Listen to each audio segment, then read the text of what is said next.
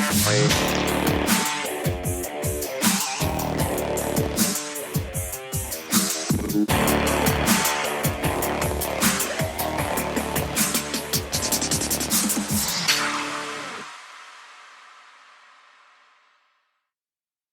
want to start off with a reminder that we are not doctors. Before you make any changes or try something new, always consult with your doctor and medical team first. Chronic illness can vary from patient to patient, so it's always best to consult with your own doctor for what is best for you.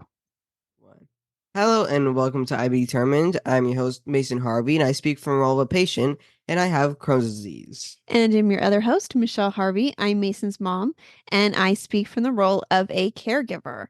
And for today's episode, it's kind of a special episode because it is our 50th episode. So we've made it. So once a week for 50 weeks, we have been talking to you guys about everything IBD with a few Disney adventures in there as well. That's impressive. And so we made it this far, and we're almost to 1 year from when we started this podcast. Wow. So it's kind of a big deal. So for our 50th episode, I thought it would be kind of neat to answer some questions that some of you may have for Mason and I. And Special episode. yeah, and I think it's kind of fun because people get to know us. You know, some of the stuff is mostly going to be centered around IBD, but there's really one really fun question that somebody asked us because she met us in regards to Disneyland. Yes. That's how she met us. Yes. So that one will be kind of different. And the other ones are all great questions. These are all really good questions. And so we hope you guys will just kind of sit back and listen and enjoy learning about us. And if there's anything here that you guys want to know that wasn't asked, feel free to reach out. Yeah. So we're going to start off with a question that was, what is your favorite memory of Disneyland? Okay, I'll go first. I think the first one that comes to my mind is the first time we went to Club 33. Mhm. Because when we heard about Club 33, you're like, oh my God, that is so cool. It's such a crazy place. Yeah. Like you think of just Disney as a fun little place, and you hear about they have this club, and you're like, oh, they have this little club that Walt Disney built. Right. He was there when it was being built. He didn't get to see it be finished, but Yeah. and it was like, oh, it'd be so cool to go there. And so the first time we went to Club 33, it was just like, it's beyond words. It was so cool. And it obviously it keeps getting better every time we go, but Yeah. the first time you go, It's just a different magic. I the think. first time you go, you don't know what to expect. So it's such a big surprise. Yeah. Like, well, so that's one of my favorite Disney memories. And my second one is the candlelight processional. Yeah. The candlelight processional, yeah. And that one is, when you watch it on YouTube, it sounds beautiful. It looks beautiful. And because we watched a little part of it before we went because our TV would freeze up and we only watched like 2 seconds of it or 1 second. I have a really bad Wi-Fi connection to our television. And so we were like, oh, that looks cool. You know, it sounds beautiful too. Mhm. And you go there and there's just so much going on. The lights, the instruments, the chorus, the bells, because there's people doing the bells too. Yeah. And it's just so powerful. It's not just beautiful. It makes you emotional. It's really just something I'll never forget it. And I think what was really special too was who we were sitting with. Yeah, we were sitting with the We'll say the members. So yeah, the Club 33 members. it was really cool because we got to know them, and they are the kind of people you instantly feel like they're family. Mhm. It's just like, it's like another set of grandparents. Yeah. I guess you almost feel like it was just, yeah. So it was incredible that they shared that with us, and it was such a gift that they chose us Mhm. to do that. We were so kind they decided to take us. So Yeah. those are probably my 2 favorite memories at Disneyland. And so I'm gonna steal one of yours to answer my question. It's not stealing, it's sharing. Yeah, sharing. Yes, I like that okay. better. So yeah, we're gonna share one, and that is also Club 33 because that's something that I didn't ever think we would get to do. I didn't think we'd ever do that either. Yeah, I just like going to Disneyland, and it was always a special place for us since when I was a kid. And so I have so many memories. I have so many good memories. So if you ask me like what are some good memories, I could sit here for a few hours. But Mhm. I'm glad you asked the favorite because that will help me out. Yes. So Club 33, and then of course, because I cannot just pick one. One of my other most favorite memories of Disneyland is the first few times we took Mason, and his number one thing he wanted to do. Oh, this is You my know what I'm other gonna say. memories. Yes, as go to Rancho del Zocalo, and they used to serve pancakes in the morning. Yeah. They don't anymore, but Sadly, yeah. the pancakes at Rancho del Zocalo were the best in the park. Yeah. They moved them to Red Rose Tavern, which they're still good there, but they're just not the same. the sitting there and Yeah, next to the Runaway Mine we had Train. and then we had a special spot we'd always pick. Yeah, it was next to a little fountain. There used to be birds that would go on the fountain. You could watch them and Right. stuff. And so it was peaceful. It And so was. we would like literally walk in the park Yeah. And- They'd be like, "So what's the first thing you want to do?" I'm we'd like, be like, "Go to Rancho del Zocalo." every single time. And so my mom was a good sport about it. And of course, Jason was always a good sport. Mhm. So we would all go to Rancho del Zocalo, get Mason his pancakes and eggs, and he would sit down and he would just enjoy that. I think Mhm. more than anything else we did the rest of it. That was like your favorite thing to do at Disneyland. So Yes. that's one of my favorite memories because it is such a non-Disney thing I think Mhm. most people think of. That's not what you Go would to picture. Disneyland. Let's go on rides. I'm like, Yep. let's go to a restaurant and eat pancakes. But he was and so good. happy about it. Yes. Like, and we met somebody named Lola Yeah, who Lola. worked there. They're She's so retired, good. Yeah, she retired. but we made good friends with her. And so we Yeah. would look forward to seeing her. She'd always be so welcoming and Yeah. happy to see Mason.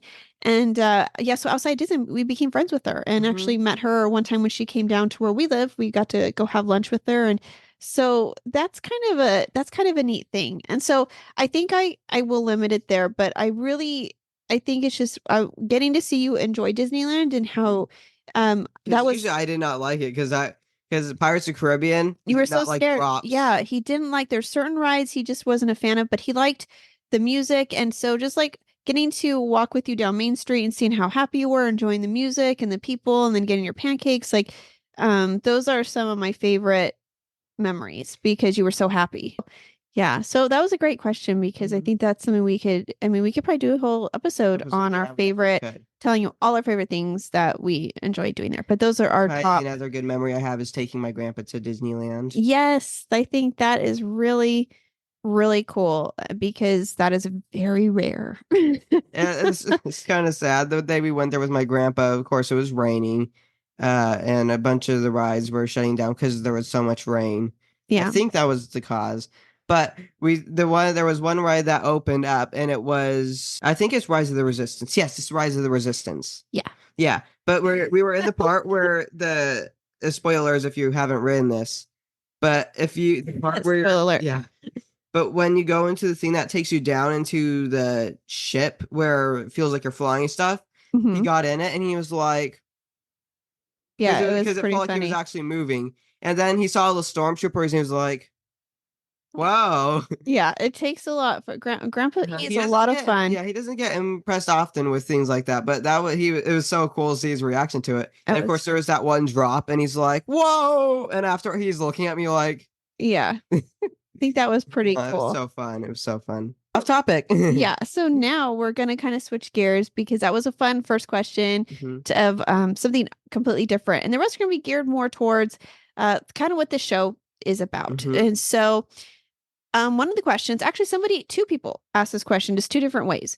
One of them asked, "What two things in life do you wish to accomplish in the next 10 years?" Someone else, the one thing you wish. So we're just going to combine it into two or one, whatever Yeah, you want just- to answer. Mhm. So what is something or two things that you would like to accomplish in the next 10 years? Well, in the next 10 years, I'm 15 right now, so I'll be 25 in the next 10 years. Oh my gosh, don't I do the don't- math for me. This is why I don't want to think about what I'm doing in 10 years because Oh my I gosh. don't know. I'm not going to be 15 anymore. Yeah, I'm going to be getting older. Well, it's always going to happen, but we all are. I'm hoping I'll get done with college, which that would be so cool. Mhm. I get done with that very early.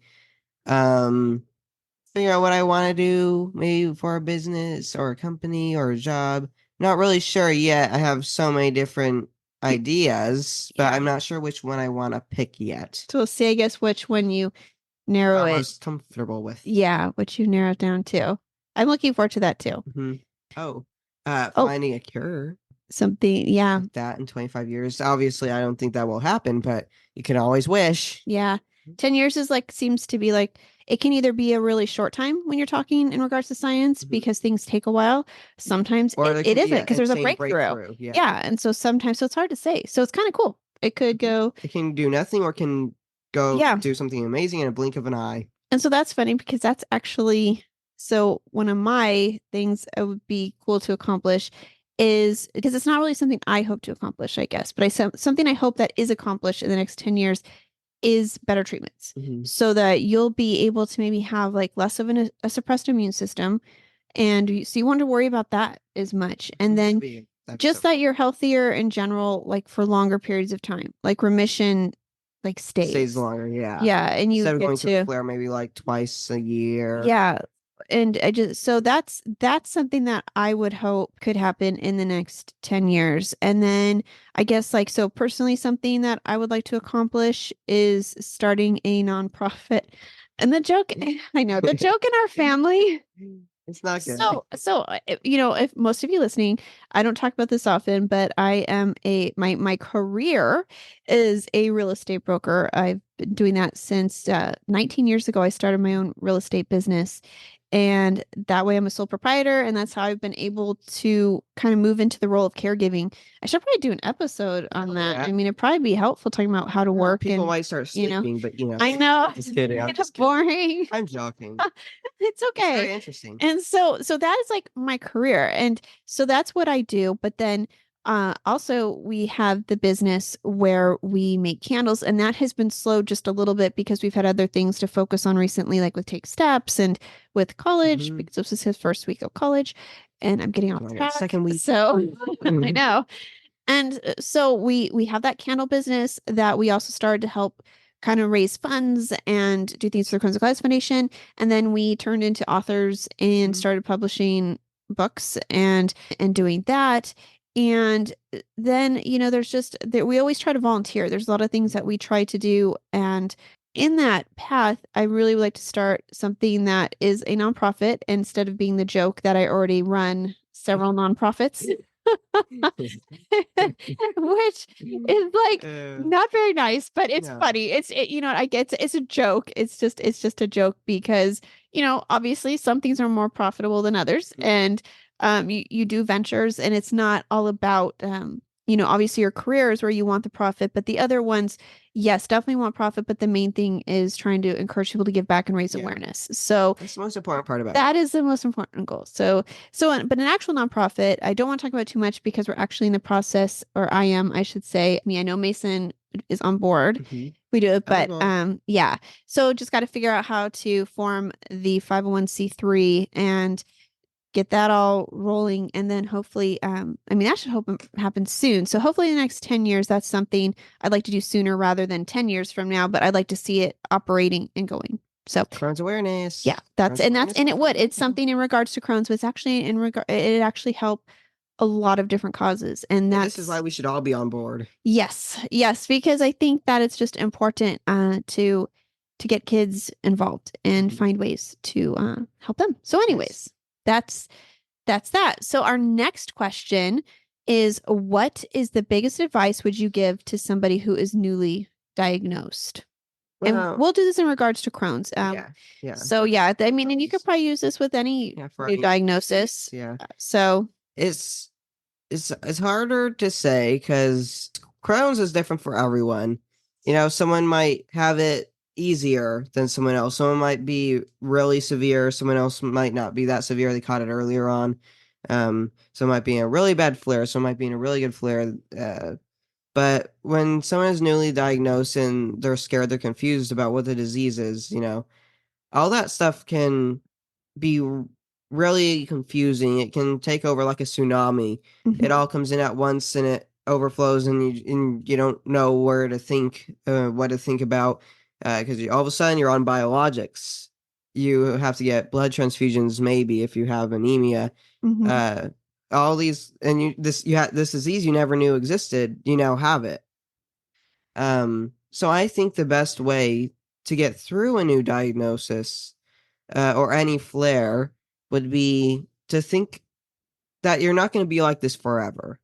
There are obviously, hopefully, at some point you're able to get into remission. When I was first diagnosed and I was doing so bad, especially with biologics because they weren't really helping. Yeah. We had to find the right ones. But I was like, I thought I never really get into remission, but I am now, and it makes me happy that I'm like this. Mhm. I'm in remission. I don't have to deal with joint pain, going to the bathroom, all that stuff, having to Yeah. worry about what I'm eating. Not sleeping at Not night, sleeping at being in night, pain. I don't have to worry about that anymore, which is really nice. And so if you are newly diagnosed, just know that there's going to be an end to the flare. There's light at the end of the tunnel. And you should never feel alone. You should never feel alone because there's other people out there. There's people like us Mhm. where we're raising awareness. We want to help others with Crohn's disease or colitis or anything like that. And there's the Crohn's and Colitis Foundation. They can help you. And if you're younger, there's Camp Oasis. They can help you. There's lots of kids in Camp Oasis who have colitis or Crohn's, and if you feel like you're the only one with Crohn's disease, you can go to these sites and you can find that there's there's a lot more people that are like Mhm. you, and it can be eye-opening too. Which is all really good advice. So it takes time to learn that, huh? hmm It takes a little while. It's really hard to learn at first because you're like you don't. Yeah. If someone said, "Oh, you're gonna be in remission Hmm. someday," and I wouldn't believe that. Yeah. with Because how with how bad I you was were doing, feeling yeah. and stuff. Yeah. And yeah, it You was, and just it took so much time for something to work. And it just felt like, is this gonna work? This may sound silly, but you just have to believe. Hmm. Yeah. I think I mean, that's good. Mhm, And I think it helps to hear from somebody like you who's been through it. mhm. And so it's not like you're just saying it like, oh, I've never had anything like that, but here's what I think. No, Yeah. you're saying that from your experience. And I think that is extremely helpful Once to again, somebody. experiences are different for everyone, Yeah. but this is just my experience and Yeah. how I've learned to cope with it, I guess. Hmm.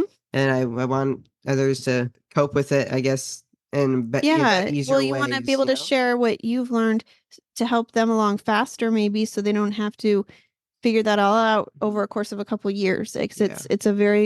it's a long process, it is. And so and I'll kind of just from a caregiver perspective, since Mason did the patient perspective, is kind of like, like what we have written on our Karma shirts, the one wave at a time, which is, we've talked about this before, and that's where you stay focused on one thing at a time, one problem. Instead of focusing on all the problems out in front of you, That's a good one. you just choose one to focus on, get through it, because it makes you feel like you accomplished something. And so you focus on one, get through that, and go to the next one, and just kind of keep doing that. Because when you focus on the hundreds of things coming at you, you just feel overwhelmed and like nothing is happening, and it's Yeah, just a mess. that is true too, and I have a funny little example for that, I guess. Mhm. I did a chemistry final. This isn't like Crohn's disease at all, but I had a chemistry People can final. relate Yeah. to, though. And I had 100 problems, 100 Mhm. problems, and that's insane for chemistry, for me at least. Yeah, it's a It's lot. so challenging. And you get done with one problem, like, oh yes, I'm done with one problem. And then you're like, and now I have 99 more to go. Yeah. And that was just one. Uh-huh. And then you're like, but you just gotta think about that. You just gotta think Focus on the how to get through problem. one at a time. Right. Because if you think about all the ones you have to do, you're gonna get more stressed and Right. you're gonna forget how to You're do gonna something correctly. And then you might get some wrong. get paralyzed with like the fear of it all. Like, Yeah. oh my gosh. So you just gotta think about doing one at a time. Right. And that really That's helped really me good. too. Yeah. And I mean, that makes sense with what I'm talking about, because that's what you do. You just focus and keep moving forward. It keeps you moving forward instead of staying stuck, I think. Instead of just like feeling like I can't do all of this. Well, I can do some of this. And so you just chip away at it. So yeah, I think that that makes sense. And I think the other thing to know is just to know that it is going to all be confusing and overwhelming. And you're going to also go through like grief, because your life that you thought you had is gone. Mhm. And all of a sudden, it's like there is something totally new you're dealing with, something you've never heard of. And you have so many options being thrown at you. And so you're going to have a lot of decisions to make for your child and without a whole lot of understanding. You're like, they're asking you to, we're going to put them on. Do you want them on biologics? And they're telling you stuff. And it's like, what's a biologic? I don't even know what that is. I only know from what I see on the commercials. And that sounds really bad. And like, there's a lot of horrible side effects. Like, what are you asking? So you suddenly are thrown in this position where you are responsible for making decisions that could affect the rest of their life in multiple directions. And you don't know like what it is. You don't even know what you're trusting these doctors, which is very important to have good doctors. That's why, and we're very thankful. So just know that, it will get better and it's normal. We all feel like that. We all go through this. And so what you're experiencing is something that a lot of us deal with and get through and talk to somebody, kind of like Mason was saying. Don't be alone in this, because I think that's really important. And something I like to do, I've like our local Crohn's and Colitis Foundation knows they can reach out to me with caregivers, parents with someone who's been newly diagnosed, and I get that phone call or the text or the email, and I will talk with them. And it's just sometimes nice to have somebody who'll listen and who's been there. And so that's what I do for them. It's one of the things that I enjoy doing, because I wish I had that. And I did have that, fortunately, from Rolf. He is the one who did that for me. But now I'm like, okay, that's what these parents could use. So anyways, that support is important. And just knowing that, take it one wave at a time, and don't worry, you will start to understand more. So it's normal for everybody to feel that way. The other question, how does one get started in advocacy? If you want to get started in advocacy, I mean, it really depends on how comfortable you are. Like for me, I go to the Crohn's and Colitis Foundation. I speak out at galas, however you pronounce them. You don't know. Those fancy places. But I'm very comfortable with speaking out in front of large crowds, which I'm happy I can do that. But I know there are some people that can't. That would be challenging. But start off what you're comfortable with, maybe, and work your way up. So like maybe social media fundraisers, fundraise for the Crohn's and Colitis Foundation. Like take steps, like what we just did. Take steps. Fundraise for whatever you want to raise awareness for. Yeah. You can speak out at school. You can like write a paper. That's very true. You've done that a few times. And you can teach your class about Crohn's disease. Maybe show and tell. I mean, that's if you're comfortable with it.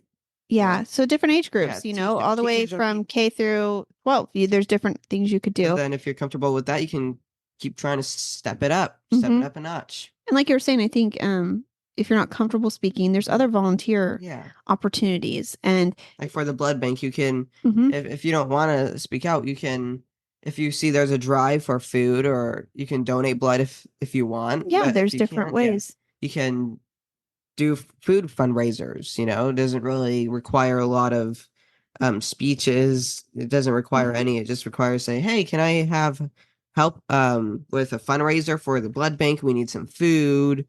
Or the Crohn's and Colitis Foundation, we need some money for some new biologics or cures, Right.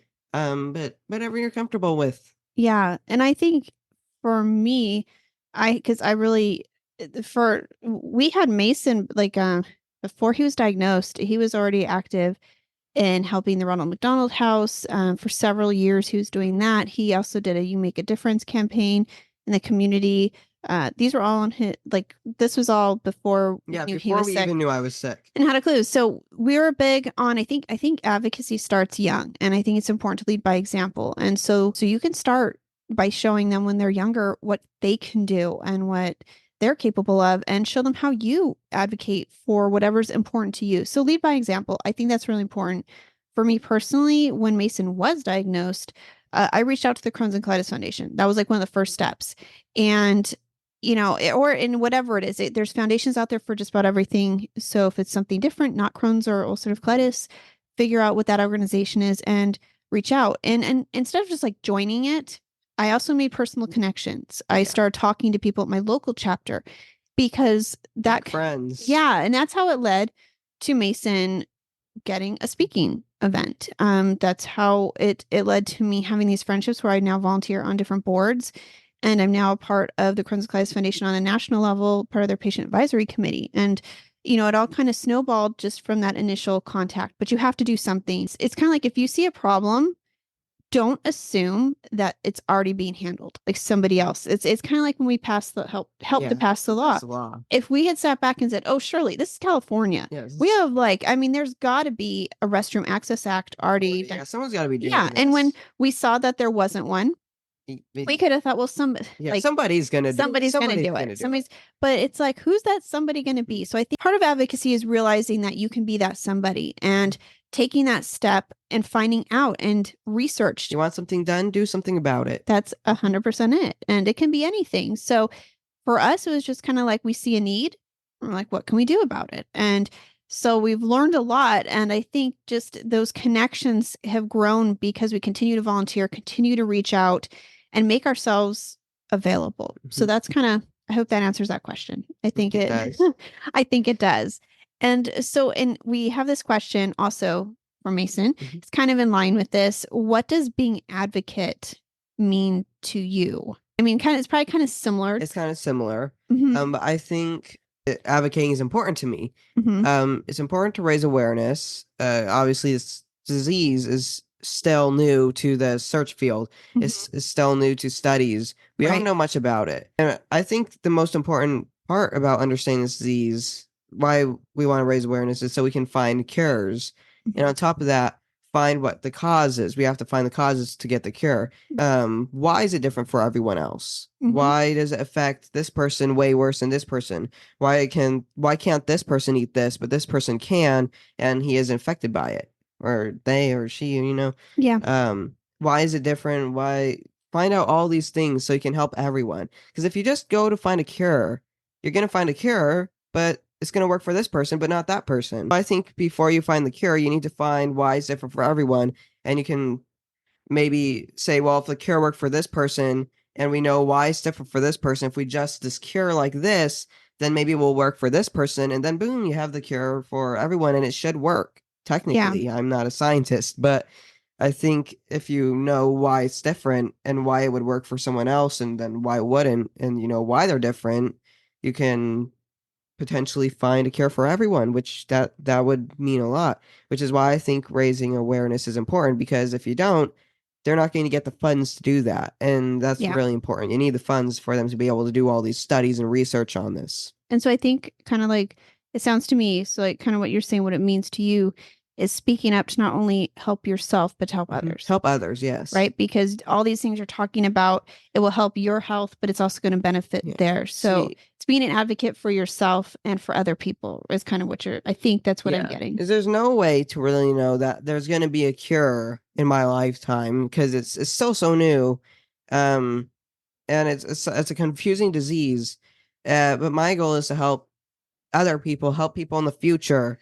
Anyone with this disease, help them in the future, and if it helps me, that'd be amazing. But if it doesn't, at least we're helping somebody else, and that's really the main reason. I think it's important to be unselfish in the present and realize that the actions you're doing, the time you're taking, may not personally affect you.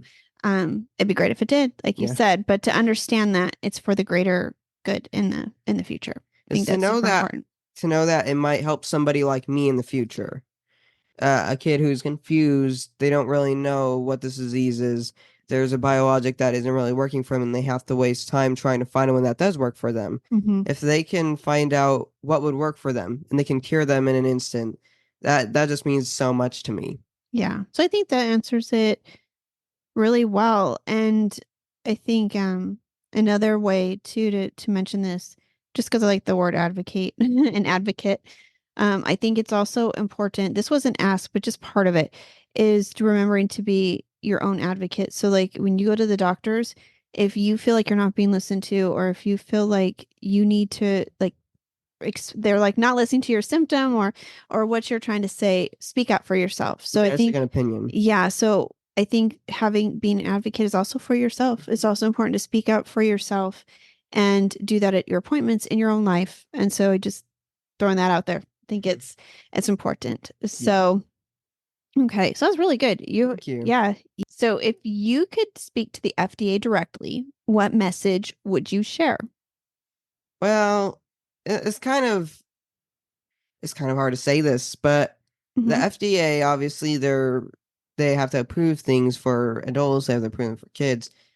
But like my biologics aren't approved for me. Right, But they're not FDA obviously they're approved not for FDA under approved. 18. Yeah. And I am 15. That's under 18, obviously. Mm-hmm. But they work for me.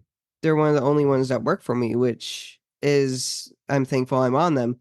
But and thankfully our doctor fights really hard against insurance so I can have them. Mm-hmm. But if another doctor isn't doesn't fight that hard and the kid finds another biologic that works for them, but it's not FDA approved and the doctor doesn't fight as hard, the insurance can say, this isn't FDA approved, Yeah. which I don't know if your kid should be on this, but it's like it's actually working for them, Right. so it gives insurance or other things a reason for you not to be on that. Plus, if we were able to test on like kids somehow to Yeah, that's yeah, tough, because that's huh? the hard part. Like you don't really want to test on the kids if Well, I there's feel like with what you're doing, maybe kind of like what you're suggesting, like how you're on the biologics, even though they're not yeah approved, but you're on them, they should be using that data right yeah away yeah to provide back yeah to the FDA to show like how it's it's not like a working. test. It's Right. Like you're not like helping. you're just getting kids to volunteer, but it's like if you're gonna have them on it, like let's let them know how it's working, the side effects. So, and that So might then it would be work for other being done. kids. I Yeah. hope that is because that would help. So yeah, I think that's really Yeah, important. because when the doctor's like, well, maybe we can try to put him on this, and then that biologic isn't FDA approved, you're like, Because right away they reject it. yeah, and It's insurance is like, yeah, you're gonna have to appeal no, it. no, Hmm.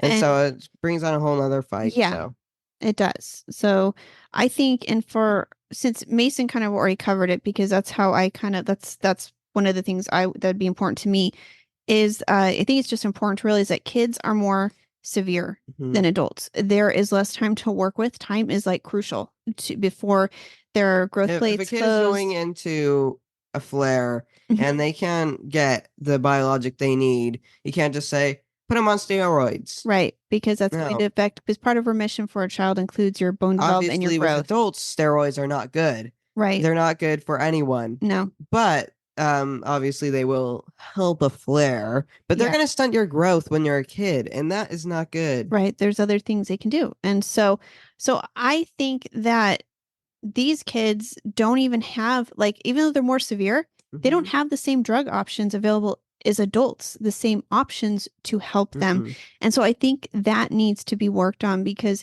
there needs to be something that they can do more quickly and understand that that's it's just mind-blowing to me that they're more severe than adults, but they have less options for treatments. And so yeah, I think something needs to be done there. And this is not so much for the FDA, this message, but more of a message about your treatment options. Mhm. Kind of like what Mason was mentioning with the doctor when they say, hey, my patient needs this, and insurance can say, nah, we're not going to grant it. It's not approved and blah, blah, blah. But it's more of when a doctor says a patient needs something, They need it. give that to them. Like Yes. believe the doctors. And if there's a track record of a doctor being negligent or overprescribing, that's different. Mhm. But if you have a responsible doctor who is saying, "Hey, my patient needs this to keep them alive or give them a better quality of life." And then insurance is like, no. Yeah. And then and the crazy part is insurance makes patients fail. Like Mhm. they'll say, no, we're not going to give you what your doctor says you need, but based on what we'd like to spend, we'd like you to try this first. Which that is not right. No, But you gotta admit, insurance, they're paying a lot. They they have to are. pay for a new car almost every Well, 2 times every month. so or so. you're like we were just looking at. I was just because we had again this week we had billing issues we had to Mhm. deal with. It's quite off, if you know how this goes, and so we had to clear up something. And in looking at our bills, I want to say your Entyvio infusions, and this is every 4 weeks, was Mhm. 42,000, and your injection, I think it's more than 28,000 now every 4 weeks. Right, and insurance has to pay for that. And that's so both of those together every 4 weeks. Yeah, and so But you gotta admit, we're so thankful for right. insurance, but they shouldn't just decline a possible lifesaver for someone. Right. So I feel like I don't really know the answer and Yeah. but I know that there needs to be a happy medium where something needs to help get what these patients need to them where they can afford it and where insurance can help, the government could step in. I'm not sure where to meet, but it's not right for an insurance company to make a patient fail. Like, Mm-mm. because when these kids fail, it's not like, it's a Oh, little, well, let's try it's a little sick. again. It's their body starts breaking down. It's getting worse. It's going to get worse. Yeah, not gonna it's get better. horrible. So to It's not going to ask fix itself over time. to ask your, say, we want you to fail this first, and then we'll do what the doctor said is nuts. So I could go on, and we've done episodes, I think, on this, and we'll probably do more. I'm sure we have. Yes, but that's my thing. So we'll switch to the next question so we don't keep going. We're rambling Here. about insurance. Oh my gosh. So why is storytelling so important for patients with chronic health conditions? Like storytelling. Like sharing your story. Sharing my story. Yeah. Mhm. I think that's important. That's why I have my book. So I can share my story and others can listen to it. And they can try to relate to it. That's why we loosely wrote the book around my condition. But it's when you're talking to other people about your story, they can relate to you. They can see that this person over here, they have to be on biologics, and they say, well, you can just cure with food. You're like, well, no, let me tell you my story. And then maybe they can understand it more. And the more Yeah. people you tell your story to, the more they can understand. And once again, it's kind of like raising awareness. Yeah. So it's kind of like exactly. raising awareness again. It's like speaking out, kind of. And to add from a caregiver's perspective of why it's so important with storytelling, it was a tough decision for me because in order for me to, I know, to help other parents and caregivers and even people I don't know understand this disease, because it was really important to me because I felt like a lot of people didn't understand it. I know I sure didn't. But that would mean showing and telling Mason's story and our story, but Mason more importantly, because up to Mason to decide if he was okay with that. But I think it was important to get people to care, to see what Mason was going through in real time. A lot of people don't know. They don't post when they're at the hospital. They don't post when they're getting infusions. So people are living their lives and they don't know. So the only way for people to understand, like, hey, look at how much it impacts this family, is to actually post the pictures. Like, here we are again, back at Back at the Radies. hospital. Yeah. Especially when you do go to the hospital, you see how many people are there and Yeah. how many people, especially when you stay there for 2 months, you get to see the same people going Right. in and out and in and out every day. And you're like, oh And my you don't God. before we didn't realize that this, Mm-mm. in the back of your mind, there's sick kids out there, Yeah. this is going on. But until you experience it, it's You like, don't realize how bad it is. yeah. So I thought it was important to share, the amount of doctor's visits Mason has with this disease, to see his victories, to see the good, and to also see the challenges. Mhm. Because I think there was no other way in my mind where people could understand Crohn's disease. But and the most important thing from a caregiver aspect was it was something I wish I had when Mason was diagnosed. Maybe if one person I knew had shared their journey, like when Mason was diagnosed, I would have immediately reached out to them. I would have known, like, and connected with them. And I might have already known a little bit about it and felt more confident. It might have helped me seeing what somebody else went through. So that is really important to me, that I'm able to share and story tell to help others. I think even if you can help one person, it's worth it. Again, kind of like Mason was saying, as soon as you meet people, they assume they know things about this disease. So I think it's important to share the story so they know the many stories. It's not all the same. It isn't just, this disease is one size fits all. It's not like that. So I think it's really important to share that, to be that support. Long answer. Yes. But that's what I think. Okay. So another question, and this was for Mason. You haven't heard this one yet either. Okay. Surprise. Yeah. Mhm. So as a teen, how do you make sure your voice is heard? We were on a podcast. Yeah, that's one of the ways. And then again, it's kind of like speaking out, raising awareness. Mhm. Again, when you go to the Crohn's and Colitis Foundation, either you're just a speaker or The MC. host. Yeah, Mhm. both ways you're getting your voice heard. And when you're a kid or you're a teenager or you're young and you're going to these events and you're speaking there, that's going to get someone's attention. That's going to get almost everyone's attention there. They're like, because everyone going up there is older or they're scientists but they see a kid with the disease going up Yeah. there and they're like, wow, he's brave enough to go up there, And and talking about it. talk about, Yep. talk about my experience and everything I've gone through. I think that is one of the best ways. It requires bravery Yeah. to be heard in Speaking such up a for way. yourself, Yeah. speaking and even talking to your doctors. I Mhm. think so if some of you are uncomfortable speaking in front of crowds, maybe I would say practice speaking to, your teachers, your Mhm, doctors. parents, your friends. Yeah, and being open as much as you want to with your disease. That is your right too, to be as private as you want with it or to be as public as you want. But yeah, being brave, like Mason Yes. said, and making sure, because I think, like you were saying, I think kids and teens actually have a lot more power than they realize. Mhm. I think you feel like, well, we're not adults, but hey, I think that's where the power is that you're not adults. Yeah. And so many And kids when don't someone talk about it. So when a kid does does talk talk about people it, are gonna be like, they're going to whoa. listen. Mhm. So I think that's important to remember. Yeah. Like, don't let your age hold you back and just realize Your age will actually empower you. I think that's important. Mhm.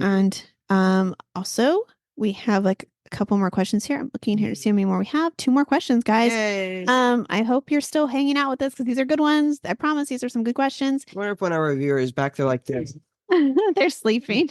I know. by my grandpa. Grandpa would be doing that. If Grandpa's Which is watching why this, his favorite ride should was wake Small up. World. yes, sleep right through it. And Pirates of the Caribbean.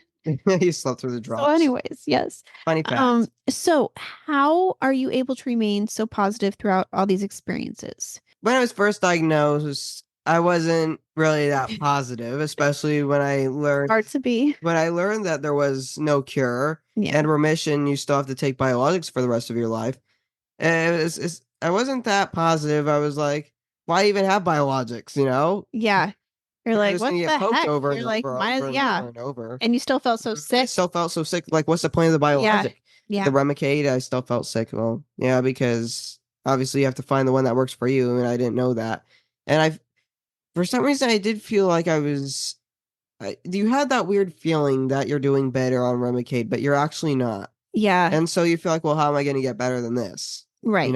Every phase seems like this is the best I can be. But if you are going to remain positive, just get the silver lining, I guess. Mhm. Like in the hospital, we made a new friend. Mhm. The guy that would come in, the guy who did nothing. That's what we called him. Yes, Peter. Right. Peter. Yeah, he was. I want to have him as a guest. Yeah, that would be so cool. He is one of my favorite people. Sad story too, but yeah. I remember the doctors would go in and I'd see the doctors walk by and they'd come in and they'd be like, well, look, the nurses, well, we have to give you your pills, we have to take your blood, we have to do all this fun stuff, we have to replace your IV thing. And then Peter comes in and he just asks us, he just talks about it. He's very funny. And I call him the guy who does nothing. Yeah. And he thought that was hilarious. Yeah. And so he's a fun person that we know. And out of the hospitalization, we met Dr. B, one of the best doctors, Nurse Robin, and that I'm part of the Crohn's Class Foundation. Yeah, like a whole new family that we have. Yeah, we've met Rolf. He's an amazing person. And Patty. Yeah, and Patty. Rolf, Patty. Yeah, I mean, there's so many. Mark McKenna. Yeah, Mark McKenna. They're also, it's hard to name them all. We could continue. Yeah, we are so many. There's different things that have happened that have made you stay positive. I wouldn't have been the MC of the Crohn's and Colitis Gala. Yeah, so I think for you, we wouldn't go to steps. It's the experiences that have helped keep you positive. So if you're listening and you are feeling like really frustrated or down, like do it like Mason's saying. Get out there and have some of these experiences and meet some people and it also helps keep you positive. And also biologics. Once you find the ones that work for you, you're going to be much, much happier. That makes sense. Because when I was on Remicade, I would get an infusion for 4 hours. And it was painful. I didn't have as...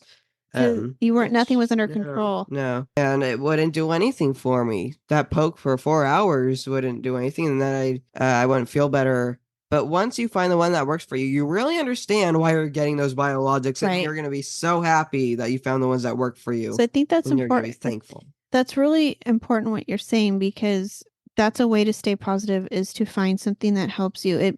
It changes your viewpoint from being probably angry and frustrated to feeling hope. And Mhm. so maybe those feelings We of hope. actually got this. We found the biologic that works for me. I'm feeling better. Yeah. So that's, and my take on it, I'm gonna give you some definitions because I love definitions. Definition time. Yeah. Well, because you know what? I don't want misunderstandings with what I'm saying. So I feel like it's better to define it so you understand There's something called toxic positivity, which is something I want to stay away from when someone has a diagnosis, because assuming that just being like fake positive all the time will make it better is not healthy either. So what we're talking about here is remaining positive is a genuine positivity, a genuine feeling we have. It's not a fake positivity to get through something. There's a difference. Yes. So that's why I want to make sure I talk about it. So a toxic positivity, I went to verywellmind.com and Psychology Today. I'm going to combine these this is what they said. Toxic positivity is the belief that people should maintain a positive mindset no matter how dire or difficult a situation is. Which isn't good. And it's also the act of avoiding, suppressing, or rejecting negative emotions or experiences. So, I mean, it's good to be happy, but at some point you have to.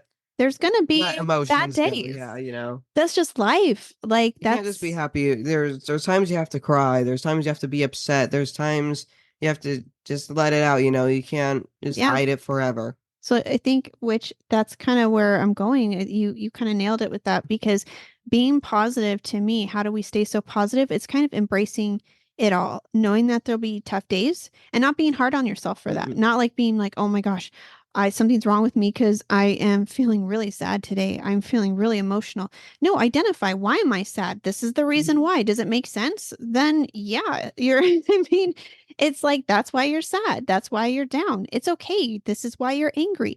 So it's just kind of knowing that I'm going to be sad some days. But letting myself feel sad, just getting through those emotions, not pushing it aside and ignoring it, but saying, hey, I'm sad. And then acknowledge it. Right. And then also think about, I tend to think that every single person listening to this right now, you are facing something. We don't know what it is, but every single person out there has something. Not everybody's life is perfect. College. Yeah, that's your challenge for this next 5 weeks. You've made it through one. But yeah, it's kind of like Crohn's disease. It's kind of like letting myself know that there's going to be multiple emotions, but I can still experience joy. Like in life is multifaceted. It's full of different events in a day, in a week. You know, it's tons of stuff. And so what I look at is I can just either focus on the depressing facets of life, which is good. Yeah, and just be like, well, this is a nightmare. This is awful. Don't be like Squidward. Yeah, just stay there. But I can just acknowledge it because it is there. But do I just acknowledge that? Or do I also look at the other facets in life that are good and so many things that are going right? And so I think it's just important to understand that you can have these feelings simultaneously. You can have bad days with good days. You have bad things happening and good things happening, and just choosing to stay positive in it, because that is going to give you the strength you need to get through your days sometimes. So being positive isn't always about fake positivity and fake smiles, and staying positive is just, it's also stay truly positive. Yeah. And if you do feel sad, just, you have to, you can't acknowledge your feelings. Just like acknowledge it. Don't. And the only way you're going to get better is if you have someone to understand, or if you let it all out. Right. And if you are struggling and need to talk to somebody, therapy is always great. So Dr. Jeannie, I always like Jeannie to bring Frost. I know, our favorite therapist. And so the other thing I do to help stay positive, I don't know how healthy this one is, but I stay really busy, and I'm always, have a million things going, but I do that because I feel like I need to do something positive. If I feel like something is frustrating or angering me, or a problem like Mason not getting his biologics, I'm going to fight to change that. If I feel like there's not a law that's going to let my son use the bathroom when he needs it, I'm going to fight to change that, so I feel like I'd rather be a part of the solution, not the problem. And that helps keep me positive too, because that's what makes her positive. It's different for everyone. And some of you might not want to juggle as many plates as I am. And maybe you just need to relax. Relaxation may be how you stay positive and keep but for me, it's just doing something to help and to change something that is the problem. So that keeps me positive because I'm like, hey, I did something today that's going to help and I feel better about it instead of getting to the end of the day and feeling like I didn't do anything and I'm just frustrated and angry still. So, And then you have to deal with anyways, the next day. so you asked and that's I You mean, asked and you yep. received. And we could probably do a whole episode on that because I could keep going, but that's hopefully that next helps you. possible episode. Yeah. How to stay positive. So Sounds like a fun episode. and the last question that was asked is, did you both have any idea how far reaching your efforts would be? No. Yeah, I'd say no.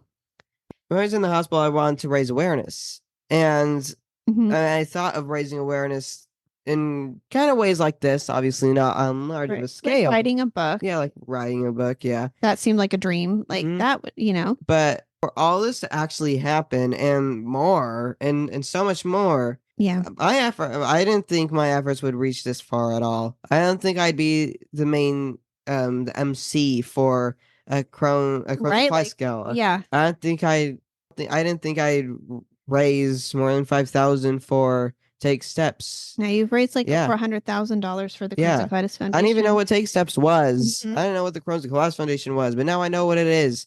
And we're raising so much awareness, and it Yeah. makes me so happy that I can do this. And we have this Yeah. podcast, we have the book, we have all. I didn't think, And this all would the happen. financial donors for different organizations you've got to meet and thank in person. the blood That's bank, a pretty cool feeling too, Yeah. to be able to meet all the these people that help these. yeah, and local organizations that are Oh, huge, and Prometheus. We can't forget about Prometheus, right? That And so Cereso also. Soriso. But I mean, we're just so fortunate to have been accepted into those dynamics, and I don't know, just incredible. And so yeah, so I didn't have any idea how far efforts would And I reach. did not think I'd be this good of a speaker either. I had no idea because that was not something I ever thought for you as far as speaking. I just thought, I think when we started all this, I thought maybe we'll help a few people, and that excited me, and that was my goal. Helping So all the people you possibly can is the Mhm. best. You It's can a do. bigger, that's like a goal that I don't think I thought was possible because we were so busy taking care of you. You were so ill. So my focus was getting you well at the time. My focus wasn't how many people can I talk Yeah. to about this. My focus was not there. Once you start doing better, I started realizing I need to help others who are caregiving and who are parents out there. I need to help them. And then when the first time you spoke, the Crohn's and Colitis Foundation Gala, yeah. You were the mission speaker. And I actually saw a shooting star that night. You did. Before I actually went up to speak. That was After, incredible. actually, yeah. I know. I feel like that was a sign, was so of like, this is going to be special. And actually, when I went up on the stage, there's so many people there, and I was just you were 12. Yeah, 12. I was 12, and I was up there. You're kind of shaking, There's so many people, and they're all looking at you, and you're sharing your story. Yeah, you're sharing your of being story. sick, which is like takes a lot of courage to do, I think. And then you have to read it well, When you read it and you look at the audience and they're all applauding and they're smiling and they're happy. Mhm. That sets the confidence. That said it for me, and I was able to read the rest of it. So once you read like the first 2 sentences, those might be a challenge, and then the next parts are just Gets easier. Yeah, it gets easier because you see how everyone is just so happy about it, or they're so amazed. Some people you can even see them crying, which we did. Well, and that's why even that was for me the good, moment. happy cry. Yeah, yeah, because you were one of the only. You were the only child who spoke. Mhm. But I mean, it was interesting because while you were speaking, I could see what was going on with the audience, and I could see there was hundreds of people that were listening to Mason speak. And when he's done, they gave him a standing ovation. Some, like he said, were crying. Mhm. And then when he came off stage, people were coming up to him and just thanking him. And it was incredible. And I think that was the first time I felt like this hope that maybe this is a bigger deal than me just posting on Facebook again. Like, here we are at the doctors, so like just our medical updates. I was only sharing with our friends and family at that point. And so I feel like that was maybe the first time I realized there's people out there we don't even personally know that we can reach. Yes. And so that was a big moment so for cool. me, realizing Mason sharing his story, the impact it could have. It's crazy. It wasn't even that long ago, but it No. feels like it was a long It ago, was but it feels like it wasn't. It was 2021. And now I it just think. feels like a dream, kind of. Yeah, it really does. Mhm. And when we have the pictures actually behind us, I should Yeah, have, but that's It's- 2 of the it's- pictures we it's have, this one or right 3. here. Yeah, those 3 I think this one pictures. too, but I think That one, and that this one. This is the main one, actually. Mhm. So it's kind of neat. We're Yeah, like, sounds oh, cool. so those were from that event. And so I think in that moment, I realized the potential sharing, kind of like the storytelling we were talking about, that it could have on The potential beyond people effect. that we knew. And so at the time when we started this, no, I had no idea. But then it's just grew, and the things he's been a part of, the places he spoke, the events he's gone to, I could never have imagined it would. Dreams. Yeah, or even imagine, passing a yeah. law. I had Yeah, no passing a idea. law. Like I mean, that took a lot of learning too. So yeah, if you told me like 4 years ago, which is almost to the date, when you were hospitalized on June 10th in 2020, your diagnosis didn't come till the 19th. So we're almost to the 4-year anniversary of your actual diagnosis. Yeah. So if you told me when we were going through everything we were going through 4 years ago today, that you'll be sitting side by side with your son doing a podcast talking about all things you've gone through, I would have been like, no, what? Like, I no don't way. think so. So I think it's important for you guys listening out there is where you're at in your journey may not be where you're at in a few years. And even if you feel like right now you're just starting on your advocacy journey, or you haven't yet begun to figure out what you want to do with it, if you do want to speak out, whatever it is, there's still plenty of time and it can grow. And so it just takes little steps, take baby steps, do something small. And it doesn't have to be what we did is our own story. Make your own and do your own thing and figure out your own way. And that's the key here. So I think those were good questions. Yeah, I think so too. We should do one of these every 50th video. Yeah. Please throw in the comments, anyone out there, if you have a question for us, we'd love to hear it. Yeah. Send more questions. Yeah. And give us a follow on Instagram at Team IB Determined, the Reggie Project. Check those out and keep listening if you're listening on stations like Spotify, iHeartRadio, Amazon Music, Apple Podcasts, and YouTube. Those are all connected on Buzzsprout, right? Which will be linked we have in a link. the description. Yep. So you can find all of them. There's more than that. I just mentioned those Yeah. because they're the big ones, but there's plenty more stations we're on. Mm-hmm.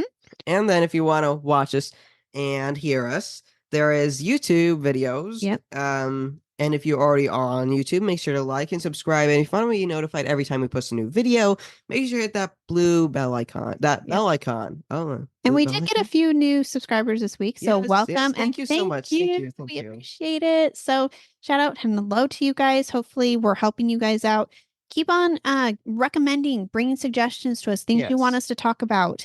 Questions in the comments. Yes. And we're going to start bringing in some guests. That is the plan. We have so many friends and people in the IBD world that have said they would be a part of this. We just haven't had enough time. So big news will be coming up once we hit our 1-year mark. We're going to go from filming these every week to every 2 weeks.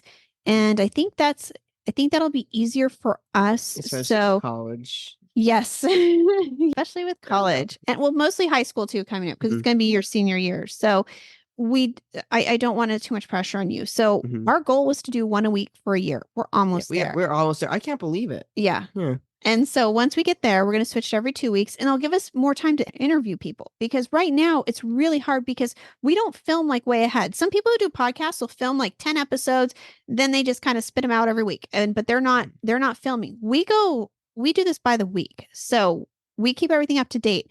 I think it's better that way when you're talking about things like IBD, because things can change, which that'll probably be next week's episode, because there was an article that came out a couple weeks ago that I want to discuss. And so, but things like that, it's important for us to kind of stay on time, not film too far ahead with the way the things we're talking about. So having 2 weeks will give us more time to be able to interview people and because it's hard to set up times when everybody's available. Yeah. So having 2 weeks to work with is a lot better than a week, and to try to get that done. So anyways, that's the news, guys. That's what's going on. So thank you for listening. Thank you. Yeah. This was probably one of our longer episodes. I'm going to see what I can edit it down to so people don't get too bored. So thanks, guys, for listening. And thank you for joining us for our 50th episode. Yeah. That's very exciting. And so we will see you back next week for the next Episode 51? Episode 51. Yeah. We'll see you for episode 51. So have a great weekend, day, week, everything it is. Enjoy it. Have a good one. Summer break. All of it. Yeah. Halloween if you're watching it that late. Yeah, I know. Christmas, all of that, whatever it is. So, all right, Yay. guys, have a great rest of whatever it is. Have a great day, and we'll see you next week on the next episode. Bye. We hope you will stick around, tune in, and reach out to us with your own journeys. We are excited to give you an inside view of what it takes to be a caregiver and what it's like to be a patient. And most of all, we hope you'll maybe be able to play something you hear on here that might help you in your own life. Sometimes life changes, and it's all about how you handle the journey.